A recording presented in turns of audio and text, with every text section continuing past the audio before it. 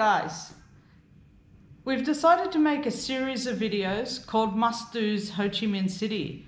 We'll be releasing these over the coming weeks.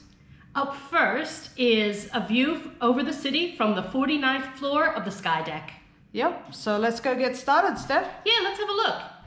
Good morning. Hello from Saigon. We are in the city center again, and today we're going to be going up there. And what is it, Steph? It is the city's financial tower, and there is a Skydeck up there. This has 63 floors, 68 floors, and it was completed in 2010. At the time, it was the highest building in Vietnam, but that has since been surpassed. Yeah, and what you can see, that little lip out on the side of it, that's a helicopter pad. It'd be pretty hairy landing there, I'd reckon, with the crosswinds.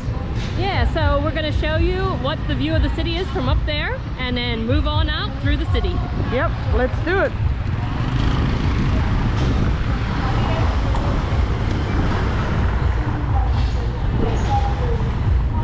Better wait. There's the green man, but the car is not stopping for. Yeah.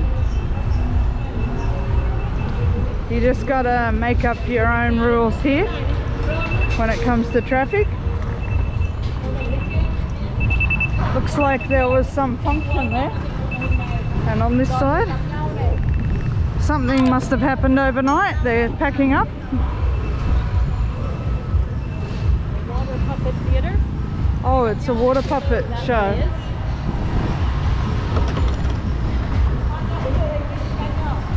Alright, tickets. Skydeck. Yes. Big sign that says Skydeck tickets. Okay. So we came in the back way. Let's go in the front way this time. Skydeck, Saigon.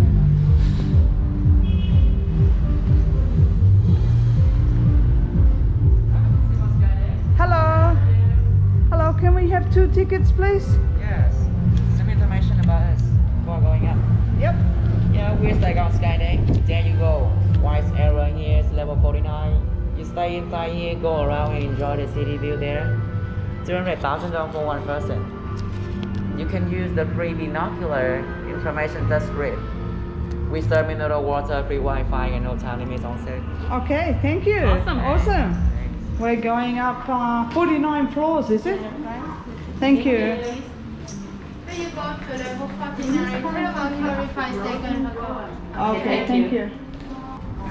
Anyway, for $200,000, it's quite a bit cheaper than the other deck that you can go up. So, I guess it's all right. We're not going clear to the top. Yeah, landmark 81's about 900,000. Yes, so this is a lot cheaper, really. Yeah, so that was 35 US dollars. Mm-hmm. This one must be about, what, 15? Yeah. 12. All right, here we go.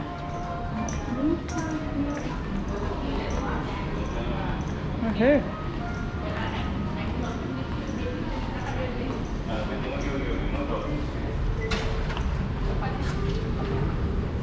There we go, number 5.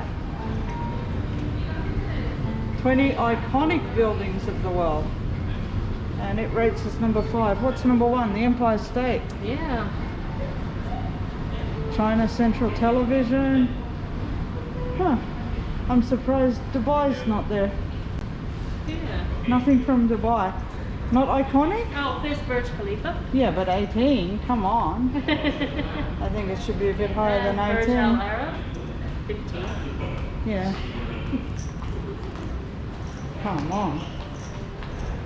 So we live over there. You can see the landmark 81 building, and that area is Bintan. So that's where our apartment is. I really like this bridge here, so you get a nice view of that as well in the foreground. It's a nice place to walk around and get some views of the city, also to get your bearings a little bit about where different parts of it are. There's still quite a bit of green space in the city, isn't Yeah. there, that hasn't been built upon. And it's so lush. The parts that are green are so lush. Yeah, it looks good. Yeah.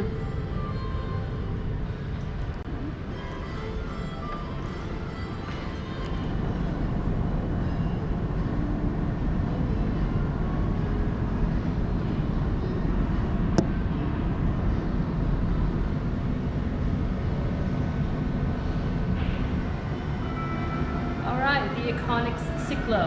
Is it Ciclo? Sorry, is it Ciclo? Ciclo. Okay, let's do that again. I think it's a cyclo, not a cyclo. I don't know. Okay, so the iconic cyclo. It was introduced during the French colonial times, and it was at that point a mode of transport for rich people. And as time went by, it became a mode for everybody up until the 1990s. Then, of course, people wanted to go faster and further, so things like motorbikes, things like that came in at that time.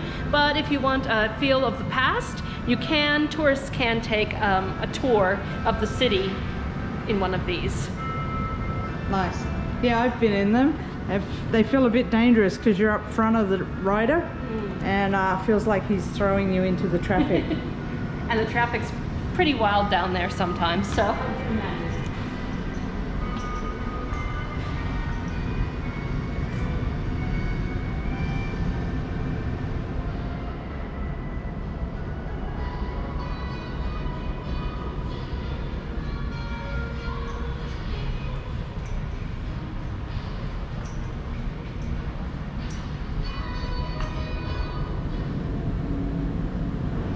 Alright, so while you're up here at the top, you can stop in the Ao Dai Museum, which that is the very elegant, traditional Vietnamese dress of the women.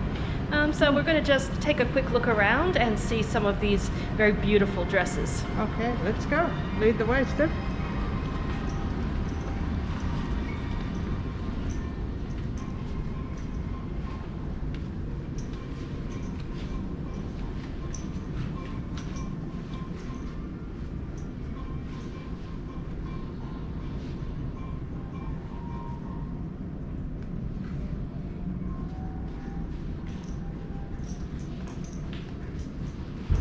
Very ornate. Look at that. Wow.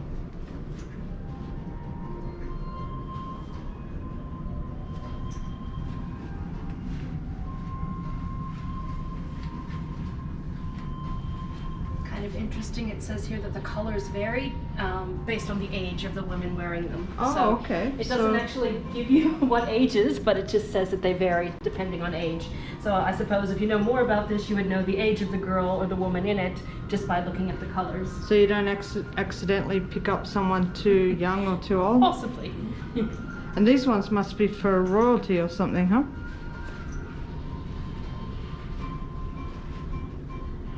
Oh, it's Actually, worn no. by a model, a Vietnamese model during Vietnam's Fashion Week. This one. Awesome. Very beautiful. It would be good to go to Vietnam's Fashion Week. It would, wouldn't it? We might have to do some Googling. Maybe I can photograph it. Be one of the many photographers in the pit. Many years ago, I did that for 4 years in New Zealand. Photograph Fashion Week.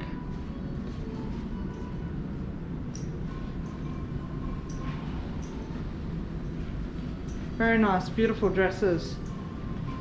Look gorgeous on Viet ladies.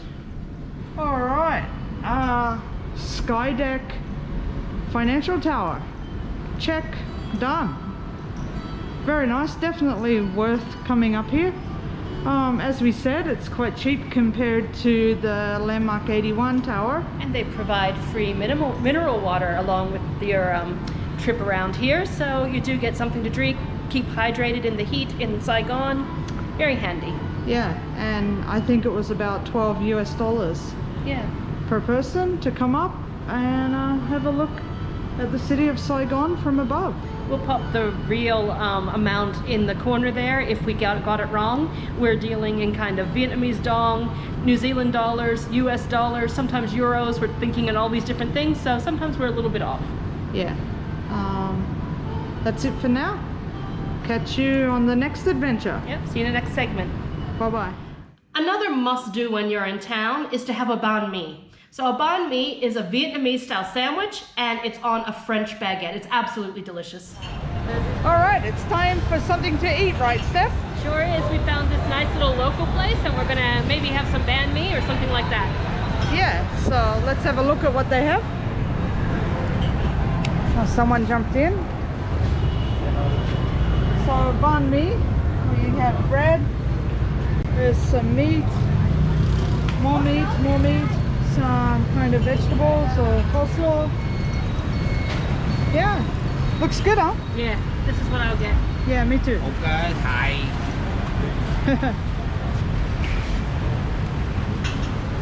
Mấy chú ơi, cho 100 sốt trứng cho 2 bà xin mấy chú ơi.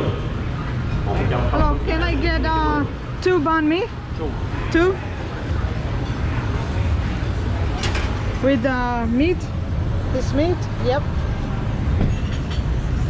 I think.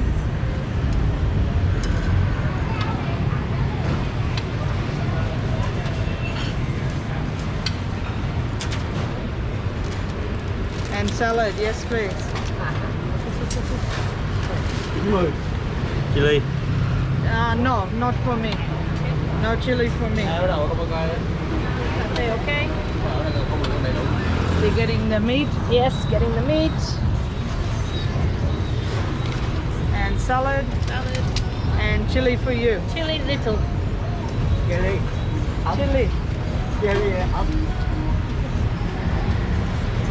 Okay, thank you. Huh? Alright, so this is where you sit. If we can find a seat.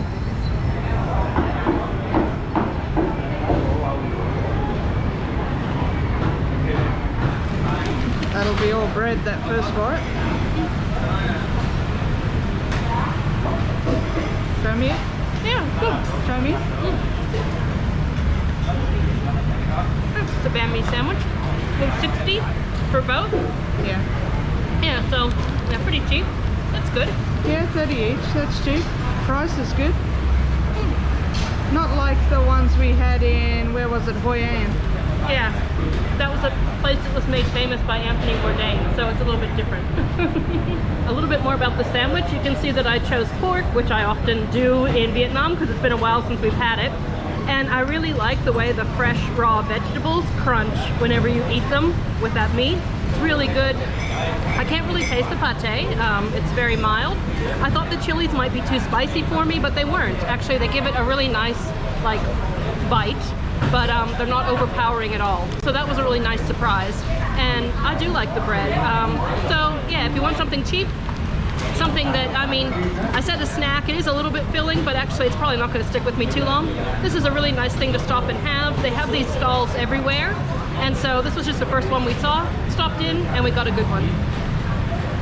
And it was what, $1.30? Yeah, $1.30 each. So great price. Definitely you can eat really cheap on the streets of Saigon. Alright, that was quite a good banh mi. Not the best I've had, but quite good. Steph's going again. There's no stopping her with these local food stall places. She just loves it. She loves trying everything, even if she's not hungry. She just wants to taste everything and try everything, which is great for me because I don't want to try and taste everything. So let's look what she's got for the second round.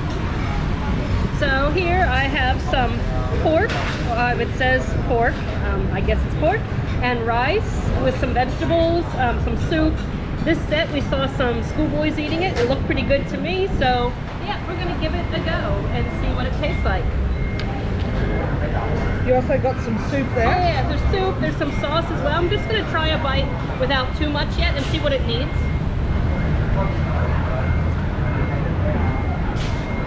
Needs ketchup, right? I'm not the fan of ketchup that Susan is.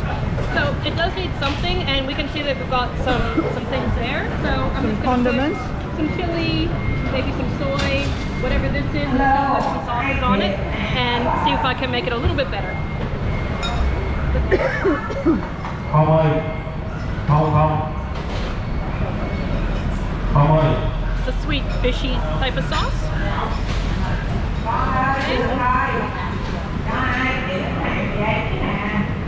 Okay. I think let's see, this some one's soy. Yeah, we'll have some soy and some chili. I'll have a little taste test before you put any chili on. Okay. So let's see So what I'm not brave enough to order one for myself, but I still sometimes like to try these things. So my mouth full.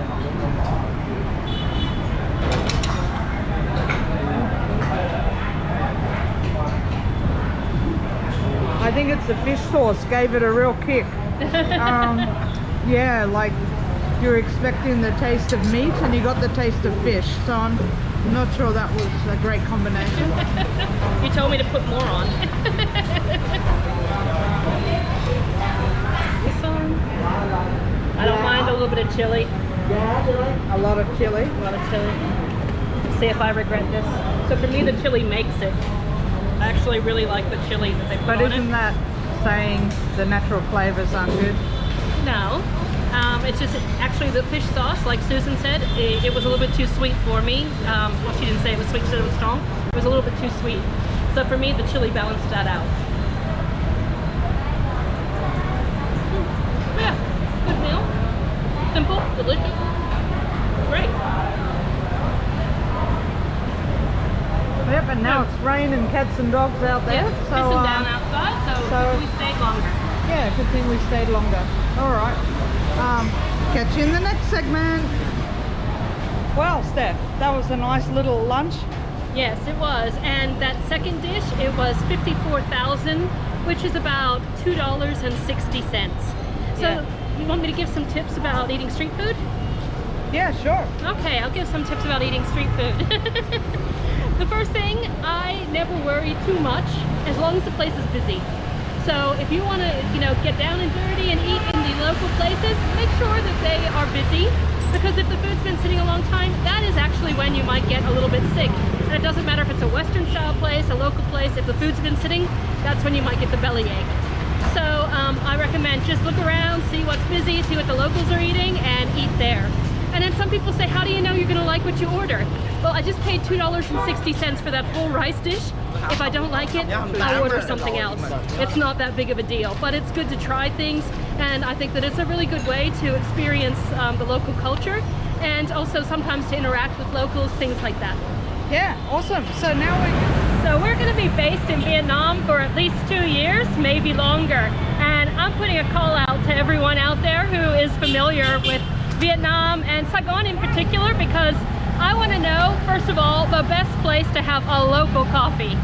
We've been going to some coffee shops, things like that. Been good sometimes, but it's also been a bit disappointing. So I want to know the really good local places. If you have a little hole in the wall place that just makes the best coffee, let us know. Also, I love street food. So I want to know the best places to get street food in the city. And anything else. If you have any other suggestions, we've got a long time here. I want to see as much as possible. I want to make interesting vlogs that aren't just on the tourist track. And I want suggestions from everybody. So Susan and I are calling you out. We want your suggestions. Yeah. And now, a must try when you're in Vietnam. An egg coffee. What the hell? Who has egg in their coffee? Yeah, egg in your coffee. But honestly, before you leave Vietnam, you must try an egg coffee. You won't be disappointed. It's absolutely amazing. I'm converted. Yeah, me too. Delicious. G'day guys. We're out and about again. Another day.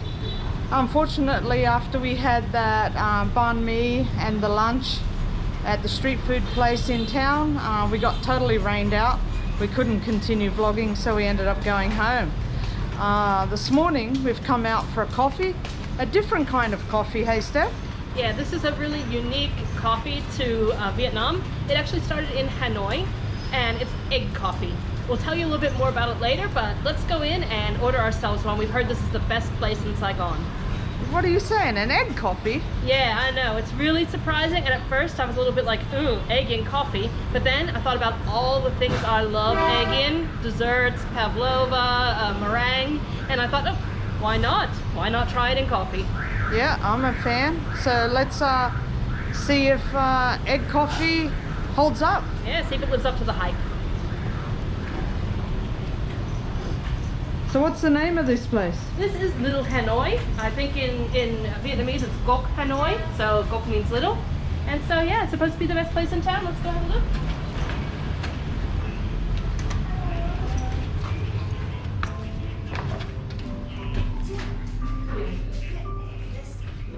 Thank you. No, it shows that it's been, it shows Hi. We heard you have good egg coffee. Yes, because egg coffee. Do you? Yeah. Well, that's what we'd like. Yeah. So yeah. White bread dipped in creamy eggs. Yes. That's like a specialty of the place. Yes, it's another thing that's famous here in this restaurant, this cafe. Are we just gonna have the egg coffee? Yep. I think so. Yeah. So where does it say egg coffee? Right at the top there, eh? Egg coffee, Yes. hot or cold? So I think I'm gonna try the hot. Yeah. The egg coffee became a thing in the 1940s during the French War here in Vietnam. There was actually a milk shortage, and there was a chef or barista at the Sofitel in Hanoi who needed something to replace milk in people's coffee. So he was actually trying to be very creative. I heard that he even tried the laughing cow cheese, putting that in coffee to make it, but oh, that didn't quite work. And his first coffee was supposed to be too eggy. But finally, he found the perfect mix. Okay, so I'm going to try to just get a little bit of the egg first to see what that tastes like, because I'm quite intrigued. Oh, look at it.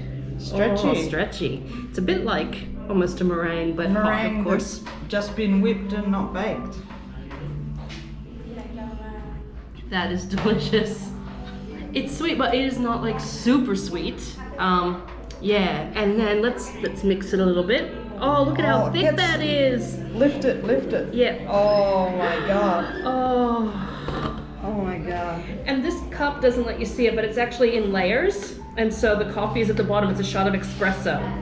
And on top is this delicious eggy meringue type thing. So let me try to get to the coffee here. I think I've got some there.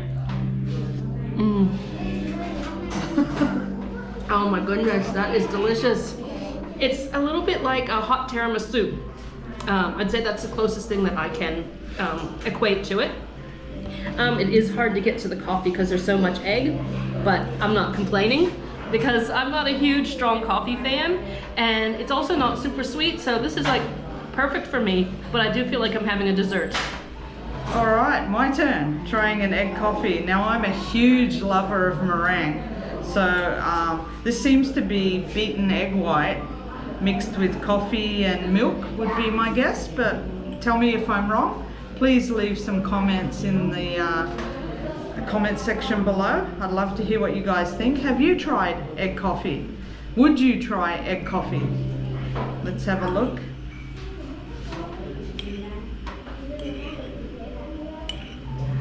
Look at that, that's thick. All right, here we go.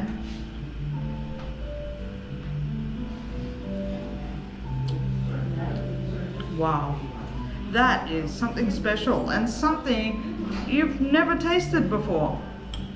I've got to go again.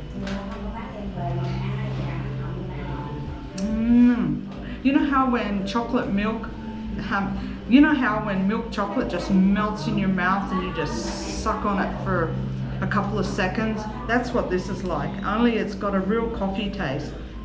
Like Steph said, I think liquid tiramisu is a great way to sum it up. Absolutely beautiful. Who would have guessed though, hey? Well, that was delicious. I finished that in no time at all.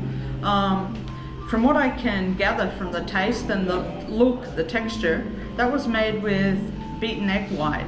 Now I have heard that egg coffee can also be made with the yolk of the egg, which in some ways is even more shocking when you think of it like that. So now that I've had my first egg coffee, I would say that with the yolk, it might taste like an egg custard coffee or even a creme brulee coffee. This one, definitely a tiramisu. So looking forward to showing you more egg coffees while we're here in Vietnam. So that's the end of another vlog, hey Steph? Yes, and I feel like I have a new favorite because I wasn't at all convinced that this would be delicious, but yeah, now I'm a total convert. I will be getting egg coffee if it's on offer. Yep. All right. Bye guys. Bye for now. Bye. We'll catch you in the next one here in Ho Chi Minh City. Yep, catch you next time. So if you've enjoyed this series of must-dos, please stay tuned for Friday night because we've got a biggie. It's a vlog in itself and it's got all the elements. It has adventure, it's got a lot of food, and it has some new drinks as well. So please subscribe if you're interested in seeing more. Yeah, like and subscribe, and we'll see you in the next one. Bye for now. We're Girls on the Loose. We are. Catch you next time. Bye-bye. Bye.